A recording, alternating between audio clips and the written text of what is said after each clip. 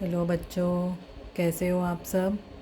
आज हम chapter 3 understanding quadrilaterals exercise 3.4 इसको करेंगे। इसमें क्वेश्चन में क्या पूछा है, फर्स्ट स्टेट वेदर ट्रू और फॉल्स। ये स्टेटमेंट ट्रू और फॉल्स हैं या नहीं।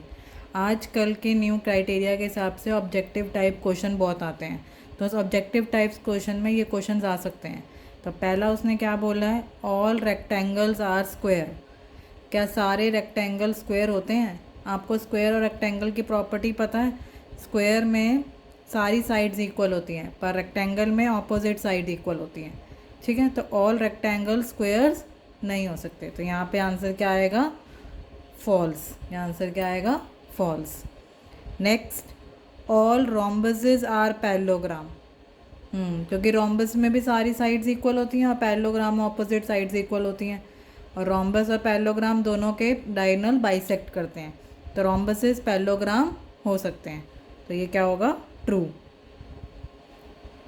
Next, all squares are rhombuses and also rectangle. सारे स्क्वायर रोम्बसेस हैं, क्योंकि स्क्वायर की भी साइड इक्वल होती है, रोम्बस की भी साइड इक्वल होती है।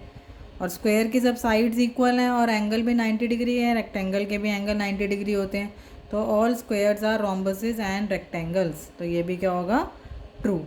ठीक है, आगे चलते हैं। All squares are not parallelogram. क्यों, सारे स्क्वायर पैरेललोग्राम होते हैं, क्योंकि स्क्वायर की सारी प्रॉपर्टी पैरेललोग्राम से मैच करती है। अब इसमें नॉट बोला है, इसलिए इसका आंसर क्या होगा, फॉल्स। आंसर क्या होगा इसका, फॉल्स। अगर ऑल स्क्वायर आर पैरेललोग्राम लिखा होता तो ट्रू कहते हैं हम इसको। Next, all kites are rhombuses. सारी काइट्स रोम्बसेस होती हैं, नहीं। काइट्स की ऑपोजिट साइड्स इक्वल होती हैं और रोम्बसेस की सारी साइड्स इक्वल होती हैं, तो इसलिए ये क्या होगा, फॉल्स। ये भी क्या होगा, फॉल्स। आगे चलते हैं। All rhombuses are kites. हाँ, रोम्बस सारे काइट्स हो सकते हैं, पर काइट सारे रोम्बस नहीं हो सकते। तो ऑल रोम्बसेस आर काइट, ये हमारा ट्रू है। ठीक है, आगे, all parallelograms are trapezium.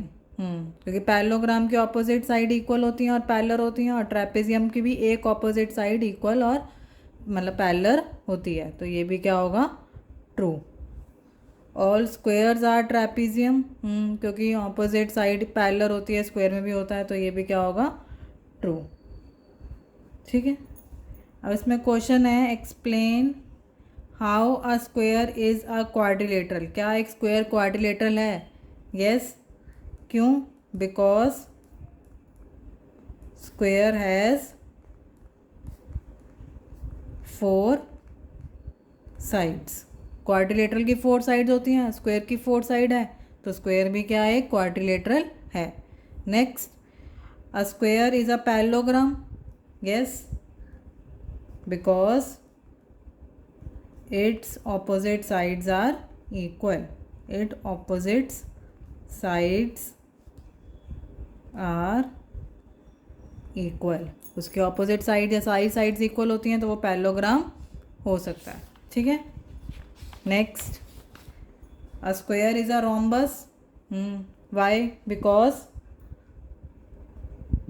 its all sides are equal. ठीक है, a square is a rectangle. Yes, because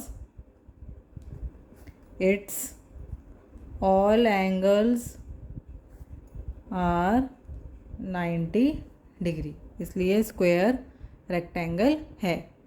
next, उसने बोला है, name the quadrilateral whose diagonals bisect each other. कौन कौन क्वाड्रिलेटर्स के नाम बताओ जिनके डायगनल्स बाइसेक्ट करते हैं। ठीक है, तो ये पहला है पैरेललोग्राम। पैरेललोग्राम के डायगनल बाइसेक्ट करते हैं। रोम्बस, स्क्वायर, स्क्वायर के भी करते हैं, एंड रेक्टेंगल। ऑलमोस्ट सबके ही डायगनल्स बाइसेक्ट करते हैं। Are perpendicular bisector. Diagonal bisect तो करते हैं पर 90 डिग्री पे होते हैं। ऐसे कौन से क्वाड्रिलेटर हैं जिनके डायगनल्स 90 डिग्री पे बाइसेक्ट करते हैं, परपेंडिकुलर। तो इसका आंसर है रोम्बस एंड स्क्वायर। ठीक है, रोम्बस और स्क्वायर हैं जो डायगनल, जिनके डायगनल्स परपेंडिकुलर बाइसेक्ट करते हैं। आर इक्वल, किसके इक्वल होते हैं डायगनल्स? तो स्क्वायर के, और स्क्वायर एंड रेक्टेंगल। तो स्क्वायर और रेक्टेंगल के डायगनल क्या होते हैं? इक्वल होते हैं। ठीक है, आगे चलते हैं। इसने बोला है why, explain why a rectangle is a convex quadrilateral. ठीक है, रेक्टेंगल एक क्वाड्रिलेटरल है, हमें बताइए। एक रेक्टेंगल है ए बी सी डी। अगर इसके डायगनल्स बनाते हैं हम, तो इसके डायगनल्स क्या करते हैं? इंटरनली लाई करते हैं। तो इसलिए रेक्टेंगल क्या हो गया? Convex quadrilateral. रेक्टेंगल क्या हो गया? Convex quadrilateral, because it diagonals lie interiorly. Rectangle is a convex quadrilateral because both of its diagonal lie internally। ठीक है, इसके दोनों डायगनल इंटरनली लाई कर रहे हैं, इसलिए हम इसको क्या बोल सकते हैं? Convex quadrilateral. ठीक है, आगे चलते हैं। नेक्स्ट है, उसने बोला है A B C is a right angle triangle. ये ए बी सी पहले एक राइट एंगल ट्राइंगल है। ठीक है, जिसमें ओ क्या है? मिड पॉइंट है of the side opposite to the right angle triangle. तो राइट एंगल ट्राइंगल के ऑपोजिट साइड ये होगी डी सी, और बी सी की ऑपोजिट साइड हो गई ए डी। हमने इसको ज्वाइन करके इसको क्या बना दिया है? पैरेललोग्राम। डॉटेड लाइन से ज्वाइन करके हमने एक्स्ट्रा क्या बना दिया है? Parallelogram. So A B C D is a parallelogram. A B C D is a